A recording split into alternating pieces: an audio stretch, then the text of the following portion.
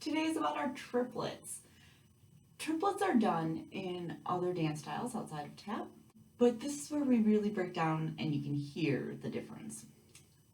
So a triplet is when we take one count of music and we make 3 equal sounds within that one count. We will traditionally count this as 1 and up. Another way you can give yourself a rhythm with it is triplet. The execution of it typically goes flat, ball, flat, and you're moving forward to the side. Sometimes you can take them backwards.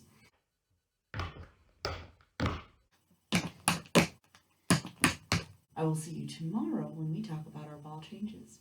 I will see you then.